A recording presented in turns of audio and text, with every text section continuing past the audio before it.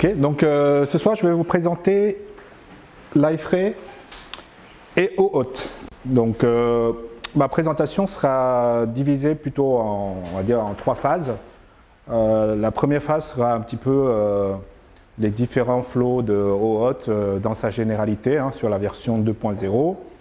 Et ensuite, ce que je vais faire, c'est pour vous faire une introduction par rapport à ce qui était implémenté dans Liferay 7.1.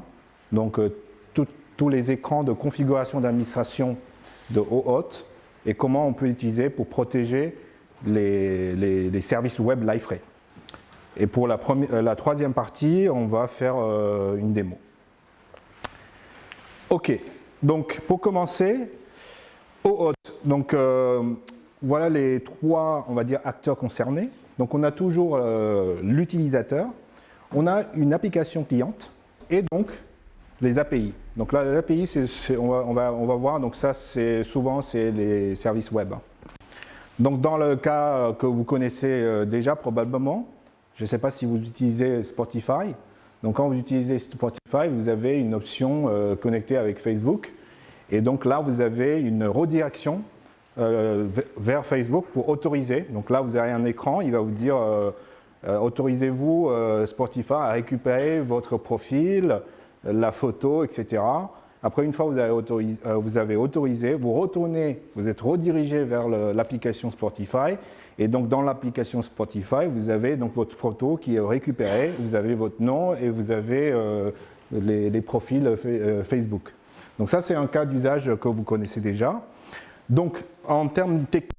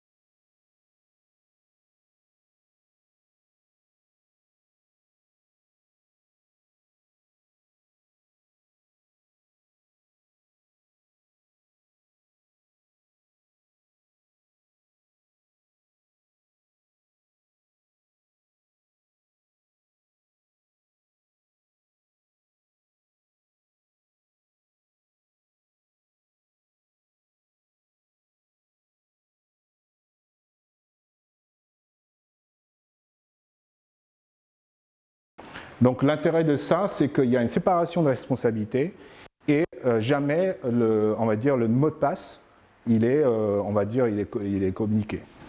L'inconvénient de ça, c'est que éventuellement, ici, le token, il peut être intercepté. Il peut être intercepté ici. Et donc, quand le token est intercepté ici, c'est ce qu'on appelle les malicious apps. Eux, ils peuvent utiliser le même token pour utiliser les ressources protégées. C'est pour ça, dernièrement, pour tout ce qui, il y a une nouvelle, enfin, un nouveau flow de OAuth qui est proposé, c'est spécifiquement pour mobile, ça s'appelle Pixie. C'est la même chose, mais surtout ici, au niveau Authorization Request, là, la différence, c'est qu'on va, en fait, l'application cliente, il va proposer aussi une clé avec, une clé à lui. Donc, pour redemander ça, il va utiliser la même clé. Donc, ce clé-là, c'est temporaire et c'est seulement lui qui sait. Donc, même s'il intercepte, donc du coup, il y a une protection. Donc, ça, c'est le flow en fait, c'est la même chose, surtout avec une clé temporaire.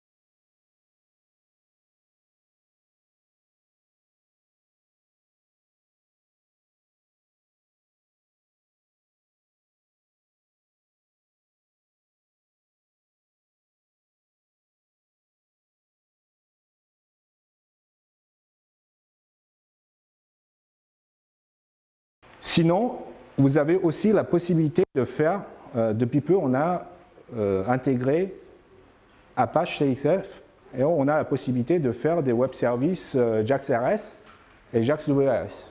Donc pour tout ce qui est REST et SOAP, n'est-ce pas? Donc quand vous faites ça, par défaut, si vous utilisez le module OSGI pour faire votre code, il y a un extension point qui est prévu. Vous faites comme un JAX-RS classique, vous l'exposez. Par défaut, le service il n'est pas protégé. Les ressources ne sont pas protégées. Donc là, c'est à vous de le protéger et je vais vous montrer comment vous pouvez le protéger. D'accord?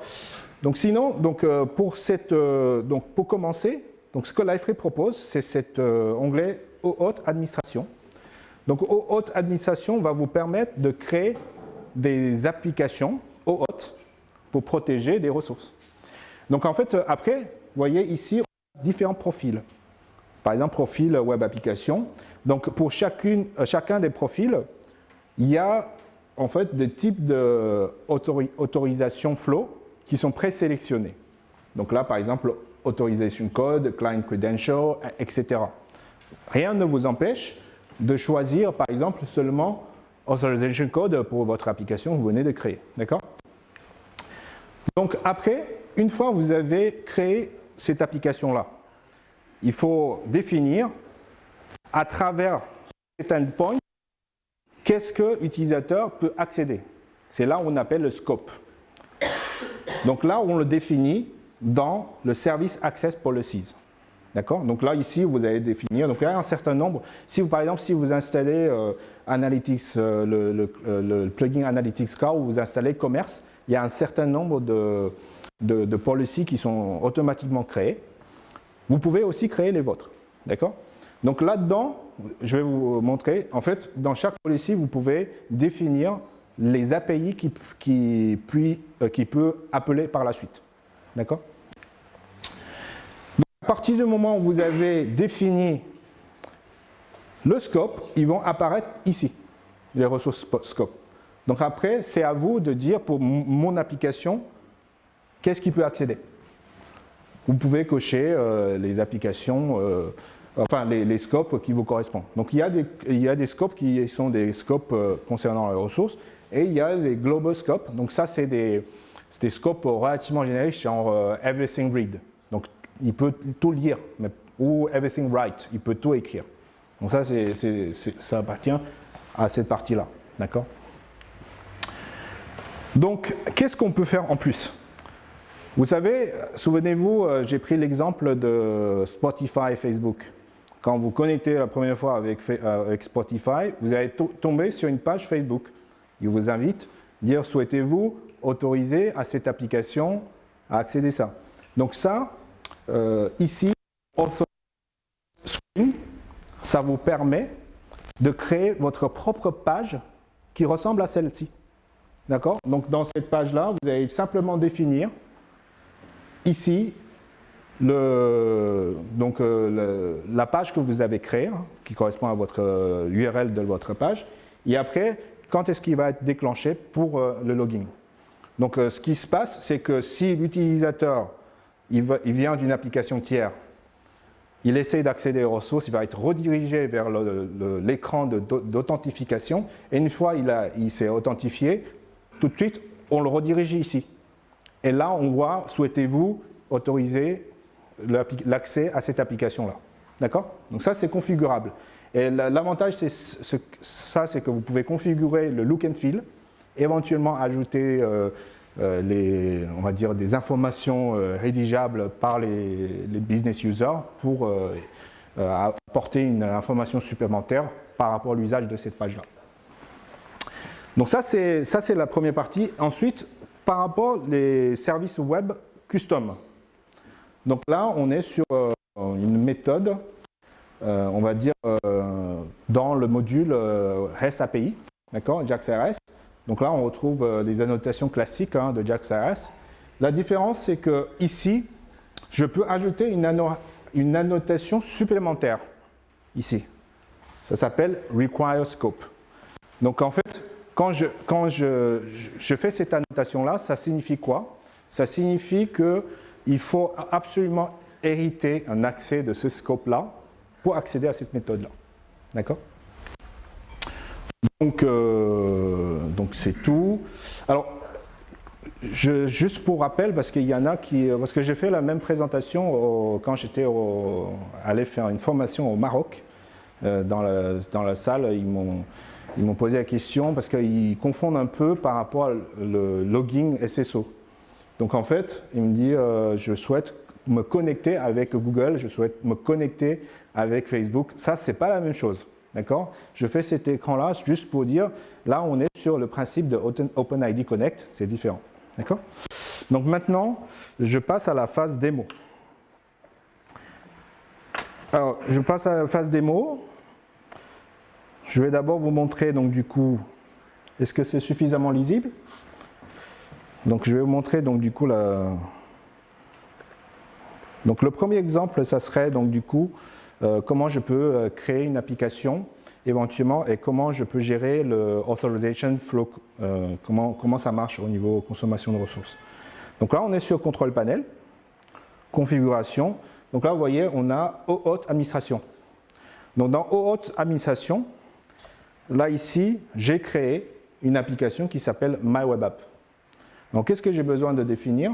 Donc ici, je peux le laisser comme ça, je peux le générer. Par défaut, il va vous générer. Et je peux éventuellement modifier, il n'y a aucun souci. D'accord? Le mieux, c'est de laisser en fait, on va dire un client ID qui n'est pas human readable pour créer un petit peu de complexité au niveau accès. Puis le client secret. Donc après, je vais dire, donc ça c'est important, c'est-à-dire que c'est la zone de confiance qu'on autorise.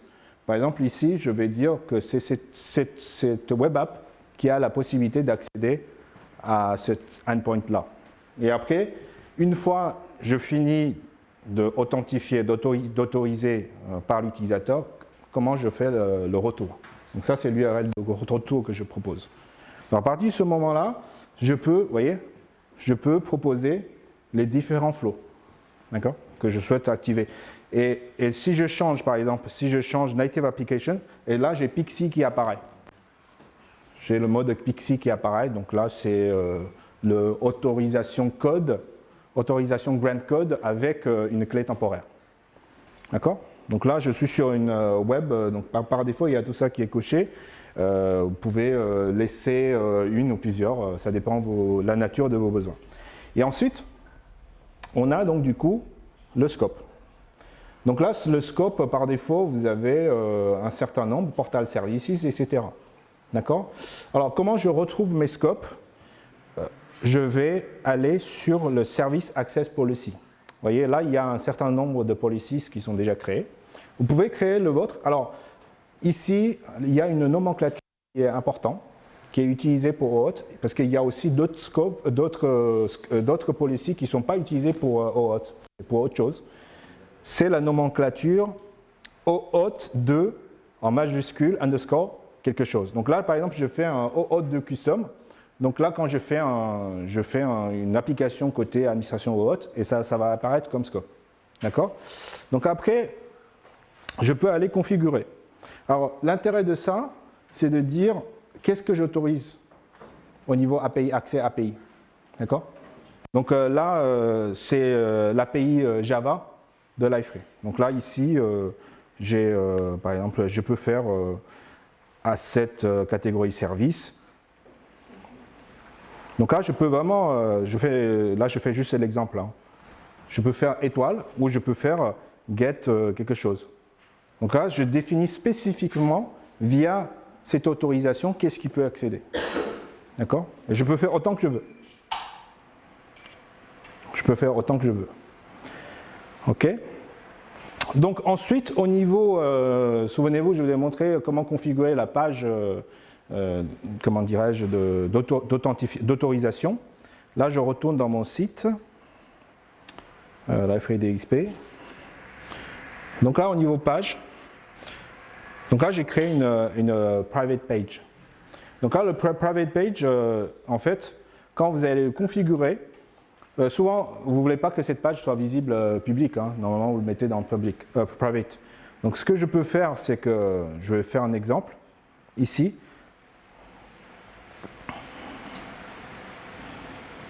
Donc là, ce qu'il faut retenir, c'est que je dois créer un full page application. Et dans le full page application, je fais un nom, je dis OAuth 2 par exemple, test. Et là, il faut choisir cette application-là. C'est-à-dire il faut choisir Application Authorization Request. Donc c'est une portlet par défaut qui est créée. D'accord? Si vous créez ça, il n'y a rien à faire. Et donc ce qu'il faut retenir, c'est juste cette URL-là. Et cette URL-là, on va le configurer côté OAuth pour dire quand il y a un login, on va le rediriger vers ça. D'accord? Comme j'avais déjà créé une page, je ne vais pas le créer. Donc, je vais aller dans la partie configuration, dans System Settings. Donc, dans System Settings, donc ça c'est la troisième partie de... Non, je ne vois pas bien. Donc là, vous avez OAuth 2, là ici. Donc dans le OAuth 2 en bas, vous avez ici la définition d'URL qui correspond à votre page que vous venez de créer et vous le mappez par rapport à l'URL de login. Donc qu'est-ce qui se passe? Donc à partir du moment où j'ai ça, donc je peux faire un test. D'accord? Je peux faire un test. Donc là, je fais un test sur Authorization Grant Flow. Donc ça veut dire quoi? Il y a première demande, je reçois le code. Deuxième demande, je reçois le token. Troisième demande, à la ressource, j'ai l'accès, le résultat de ressource. Donc là, pour le faire, je vais utiliser une application test. D'accord? Donc je vais faire ici, je vais re-regarder OAuth Administration, My Web App. Là, je vais prendre le Client ID ici. On va prendre le Client ID. Donc là, c'est la première requête. Je vais pointer sur mon serveur. Ça, c'est mon endpoint. Ici, OAuth 2, Authorize. Ça, c'est mon endpoint pour demander le code. Je fais ça. Vous voyez, ici, comme je suis déjà authentifié, donc là, je vois la page d'authentification, d'autorisation. Donc là, il dit, est-ce que vous souhaitez autoriser l'accès à ça? Et en plus, il vous montre ce que vous êtes en train de partager en termes de service. Donc ça correspond au scope que vous avez défini. D'accord? Donc là, il dit, for portal services, read your personal user, etc. Parce que là, je vais faire un exemple de code, par exemple, pour dire, l'utilisateur, c'est le même exemple que Facebook. Hein. Je vais lire l'information de l'utilisateur en question, qui est privé. Donc là, je fais autorise. Donc là, vous voyez, il y a une redirection qui retourne sur... Donc c'est pour ça, c'est important de définir le retour, redirect URL, dans votre application. Donc là, ici, j'obtiens le hotcode. D'accord? À partir de ce moment-là, je peux continuer à faire ça, mais je peux aussi le faire via curl. Donc là, j'ai préparé. Donc ça, c'est le format pour faire le deuxième demande, pour obtenir un token. D'accord? Donc là, vous voyez, je ne sais pas si vous arrivez à lire. Ah, pas trop. D'accord? Donc là, vous voyez, là, c'est le endpoint pour attaquer, pour récupérer le token. Et donc là, j'ai un certain nombre d'informations à passer. La première chose, c'est pour lui passer le code que je viens d'obtenir. Je retourne dans mon application. Bien sûr, il faut que je fournisse le client ID. Et il faut que je fournisse le client secret. OK.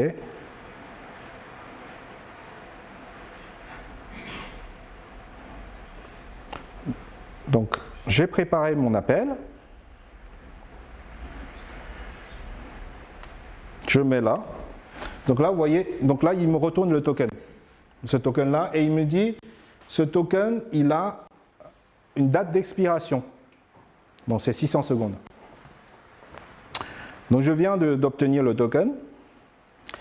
Et là, donc du coup, je peux accéder. Donc là, je vais mettre un peu plus grand. Donc là, je vais accéder à la ressource en utilisant le token. D'accord? Donc ça, c'est la nomenclature. Ça, c'est la nomenclature OAuth, Authorization Barrier, etc. Je fais ça. Je reviens ici.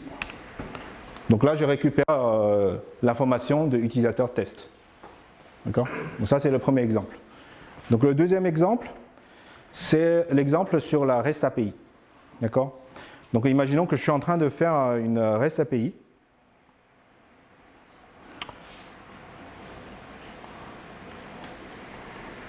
J'ai un projet le plus simple possible, hein, j'ai 2 méthodes en get. Ce qu'il faut noter, il y a 3 choses à faire ici. Première chose, au niveau dépendance, ne vous oubliez pas. Donc il y a une dépendance supplémentaire ici, OAuth Provider Scope API. Ce qui me permet de faire la notation après. Deuxième chose, c'est pour avoir, du coup, ici, le OAuth Scope Checker Type annotation. Donc c'est pour prendre en compte mes annotations pour protéger et pour dire comment j'expose. Donc ça, c'est standard. Et après, dans ma méthode, je peux dire chacune des méthodes et je peux éventuellement définir les scopes différents par rapport à méthode. Donc à la fin, par exemple, je peux dire cette application, il a le droit de ce scope-là, une autre application, et les 2 applications avec les scopes différents peuvent utiliser le même web service, mais accédant des services. D'accord? Donc là, ici, pour être simple, j'ai mis to everything read, par exemple. D'accord? Donc à partir du moment où j'ai ça, je peux faire un deploy. Je fais le deploy. Alors, je vais vérifier si le déploiement s'est bien passé. J'utilise Gogo Shell. Alors, je ne sais pas si vous connaissez, il y a une commande pour vérifier les web services. C'est jax rs :check. Simple. Donc là, quand je fais ça, j'ai tous les web services qui sont. Donc je peux scroller. Hein. Donc là, vous voyez, il y a un certain nombre de web services, APO, etc. Donc ça, c'est des web services. Vous voyez, ça, c'est un exemple de web service non protégé. Donc là, je ne retrouve pas de OAuth ici. Donc ça veut dire que je peux accéder comme ça. Là, je suis sur, donc normalement, vous voyez, donc là, le greeting REST, il apparaît. Et le greeting REST, donc je vois les méthodes qui sont disponibles et je vois surtout ici l'activation de OAuth pour cette méthode-là. D'accord? Donc à partir du moment où j'ai ça, je vais utiliser une autre application, MyREST Application. D'accord? Donc là, MyREST Application, ce qui m'intéresse ici, c'est surtout définir les scopes. Vous voyez, dès que j'ai activé et j'ai déployé mon application, j'ai un scope qui est créé automatiquement. Donc ce n'est pas un scope que j'ai besoin de créer manuellement. Donc là, j'ai besoin simplement d'aller cocher. Donc là, everything read, OK. Read data on your behalf, OK. Save. Donc après, j'ai une autre méthode pour tester. Donc là, je vais tester, on va dire, relativement simple, parce que ça, c'est typiquement un REST API que je ne vais pas différencier l'accès par les différents utilisateurs. Donc, je peux utiliser le Postman, par exemple. Donc, avec le Postman, ils ont une fonctionnalité qui est assez sympa. En fait, on peut déjà tester avec OAuth. Je ne sais pas si vous connaissez. Donc là, je peux générer un accès token. Donc, je n'ai pas besoin de faire le curl. C'est juste par rapport au pédagogique que je fais ça. J'aurais pu aussi faire l'autre exemple ici directement. Donc là, je fais access code. Donc là, ici, pour être simple, je vais faire client credentials. Donc ça veut dire que je ne vais pas faire le ping-pong 2 fois. Donc, parce que c'est ressources communes, on va dire. Et là, j'ai simplement besoin de faire client ID, client secret. Donc ça, j'ai pré-rempli. Donc, à partir du moment où j'ai fait ça, je fais request token. Donc là, il me retourne le token. Il me retourne le token. Et l'avantage avec cette application Postman, c'est que je peux directement utiliser le token pour tester. Donc là, j'utilise le token. Et donc là, je suis sur Greeting Morning. Et là, donc du coup, quand j'appelle, j'ai 200 OK et j'ai le résultat. OK? Donc voilà, c'est tout ce que je peux vous proposer aujourd'hui. J'espère que vous n'avez pas perdu 50 minutes. J'espère que c'était utile. Merci à vous.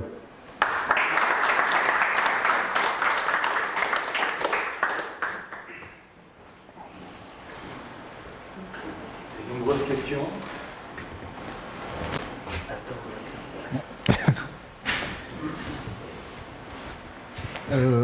Moi, je m'intéresse sur la partie user clench password.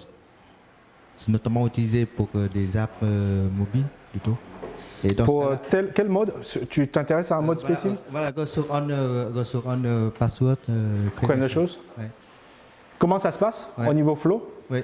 C'est là, on est sur un mot de passe user vraiment par défaut, quoi. D'accord. Tu le demandes directement. Ouais, et dans ce cas-là, il n'y a plus d'écran authorization et tout, quoi. Ah non, il n'y a pas. Donc là, dans l'endpoint, tu envoies Tout à fait. password et tout. Tout à fait. D'accord. Là, on est sur. Je crois que j'avais un exemple dans mon slide. Là, on est sur ce mode-là. Ouais. Et tu demandes directement, il te récupère, il te donne l'accès. Il n'y a pas le. Là, le plus compliqué et ce qu'on trouve, on va dire, plus souvent, c'est le mieux en plus. C'est ça. C'est ça le mieux. Et pour web et pour mobile. Donc, web, ça s'appelle mobile, ça s'appelle Pixie. Mais le ressource Honor, il y a aussi un usage spécifique, c'est-à-dire que tu sais que c'est lui qui a accès à cette ressource en particulier. Donc tu peux lui faire confiance, mais tu ne lui donnes pas beaucoup.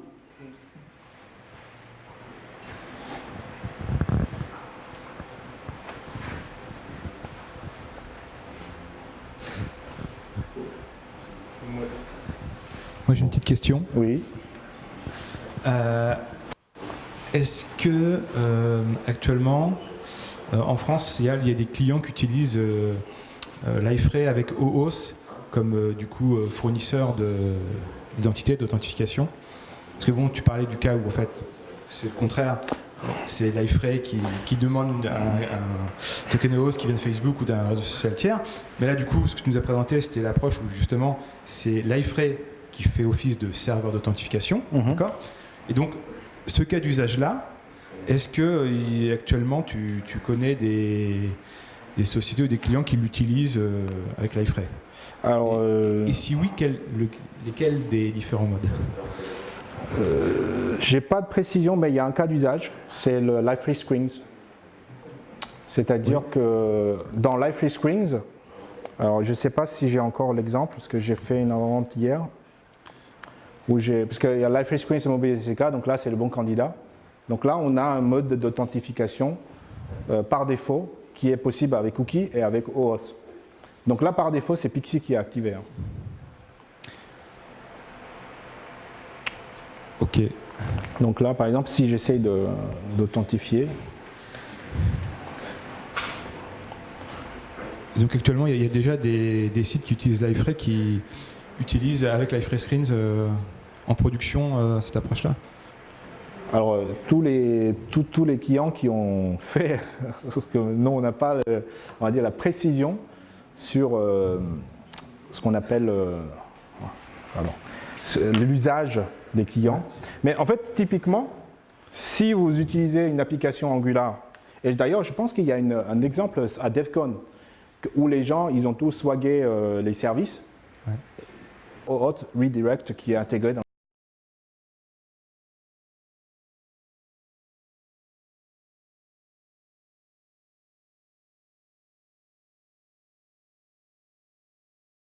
Liferay Screens. Mais en fait, je pensais tout particulièrement en fait, au mode où on te demande les grants en détail, parce qu'en général, dans les use cases, c'est plutôt justement d'autorisation à tout, parce que c'est une application mobile qui a été faite. Enfin, c'est la même société, les mêmes équipes qui font l'appli mobile et et la partie serveur Liferay, quoi. Après, je pense que là, l'usage, ça va. Alors, si on prend un petit peu de recul de tout ça, au niveau OAuth, hein, au niveau de l'usage, ça va être vraiment un élément clé pour les futures versions de Liferay. Parce que vous voyez, il y a un mouvance, on va dire, qui va beaucoup plus sur la proposition de REST API. Aujourd'hui, on est essentiellement sur des JSON API. Hein. Le JSON API, il est protégé par OAuth, comme vous avez pu voir. Et donc, si les gens utilisent JSON API, mais les JSON API, ce n'est pas on va dire, le plus à jour. Donc, ce qu'ils sont en train de faire, l'ingénierie, ils ont essayé de faire avec APO. Ils vont, on va dire, refaire une version meilleure en REST API, mais essentiellement basée sur OAuth. Ça veut dire quoi? Ça veut dire que aujourd'hui, Liferay va être vraiment utilisé en mode headless. Ça serait le cas de 7.2. Donc, dès qu'on utilise mode headless, tous les exemples de l'application qui sont bidés avec ça utilisent OAuth comme tu peux imaginer Liferay comme serveur d'autorisation et Liferay comme ressource serveur. Ok, merci.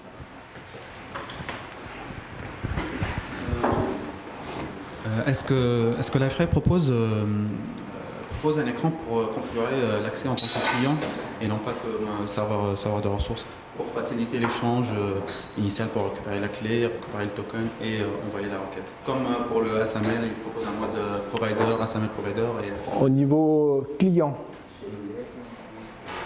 parce qu'on essaie juste de se situer, on est bien d'accord que Liferay c'est là. Là, ce que tu veux proposer, c'est ce côté-là.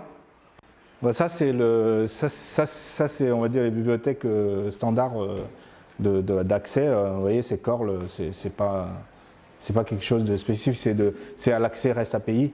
Là, il n'y a pas on ne propose pas ici au niveau consommation. Et on ne va pas non plus dire vous devez utiliser Angular, une dépendance, une bibliothèque spécifique. C'est vraiment libre à vous parce que c'est vous qui construisez cette application-là. On propose des écrans de configuration pour proposer des endpoints correctement. Et ça reste là. Oui. Bonjour, merci. Bonjour. Patient.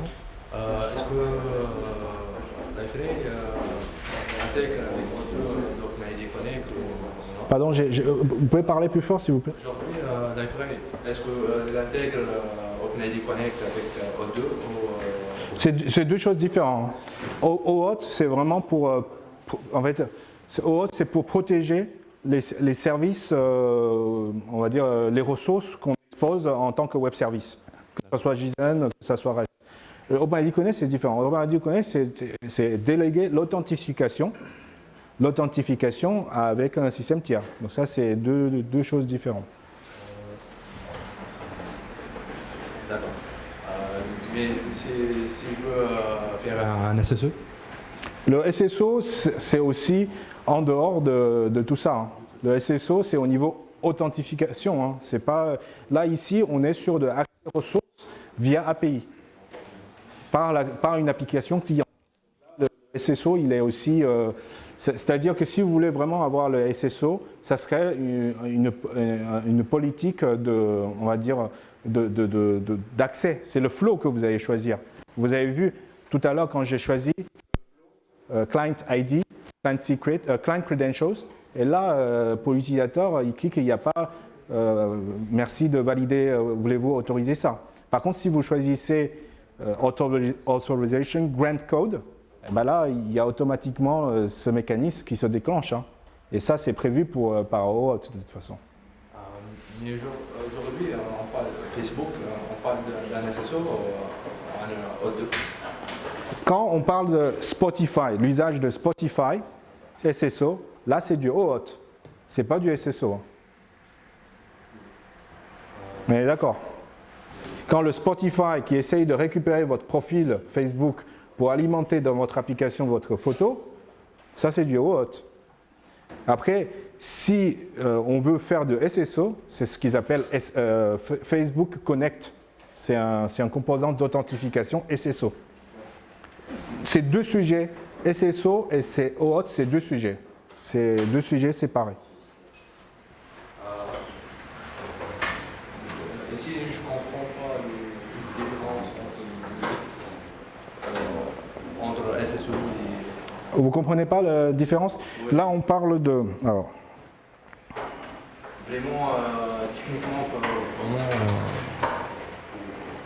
j'essaye de trouver un schéma pour vous expliquer.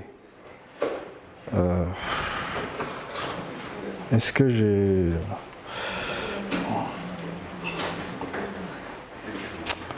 C'est le fameux schéma de Louis Guillaume. Au niveau authentification, là on est sur authentification. Là. En fait, il y a une barre là, ici. Vous voyez, ça c'est les ressources Liferay. Les API que je vous ai montrées là. Il y a une partie accès web. Là, je me connecte, localhost, etc.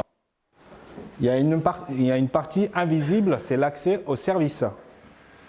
L'accès web est protégé par ces plugins SSO. Là, vous pouvez alimenter autant que vous voulez les plugins SSO. SAML, CAS, OpenSSO, Facebook, OpenID Connect, ainsi de suite. Aujourd'hui, dans les 45 dernières minutes, ce qu'on a parlé, c'est ça. D'accord? Ce qu'on a parlé, c'est pour accéder à l'API. C'est-à-dire que c'est une application cliente qui essayait d'accéder à ces services-là et comment j'authentifie ces gens-là. D'accord? Donc, on a montré, on peut définir endpoint, proposer un flow qu'on souhaite proposer pour cet endpoint, définir le scope d'accès pour dire, bon, ben, cet endpoint, il peut accéder à quoi comme service. Et ce n'est pas le même principe que le SSO, vous voyez? Là, on est sur deux, là, il y a une barrière là. De rien. J'avais une question. Alors, vous avez créé une page Oui. et vous l'avez sécurisée. À quoi elle sert au final? Alors, cette page-là, ce n'est pas une page de sécurisation. C'est une page dans laquelle je vais proposer cette application pour autoriser. Alors je refais l'exemple, je remonte la démo. Alors, on est sur ça, testeur, donc je réinitialise.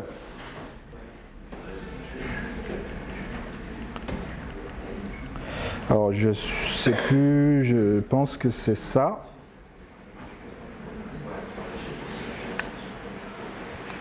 OK? Là, ce que je souhaite, la page, elle sert à quoi? C'est que quand moi, alors je vais faire mieux que ça. Je vais me déloguer complètement. Là, l'utilisateur, il n'est pas authentifié. Je laisse faire, il n'y a pas de sign. Là, c'est une application qui essaye d'accéder à ça. C'est en gros connecter avec Facebook pour récupérer mon profil. J'appuie sur ce bouton-là. Là, j'ai fait la même chose. J'appuie sur ce bouton-là. Écran d'authentification. Pour dire, OK, qui je suis pour accéder à ces ressources-là. Je fais test. Une fois que je suis authentifié, cette page-là qui est affichée. Cette page-là comporte quoi? Vous essayez d'accéder à cette application-là. Est-ce que vous autorisez? Ça sert à ça. Ce n'est pas une page je protège. C'est une page pour que je puisse proposer cette interface d'autorisation. C'est elle-même la page qui fait le retour, le callback. Le retour de callback, il est défini dans le endpoint, dans l'application OAuth que j'ai définie tout à l'heure dans l'interface. Là, j'ai fait l'URL de retour, souvenez-vous. J'ai fait le redirect URL. D'accord? C'est clair? Merci. Il y a un petit peu de nuances peut-être dans mes explications.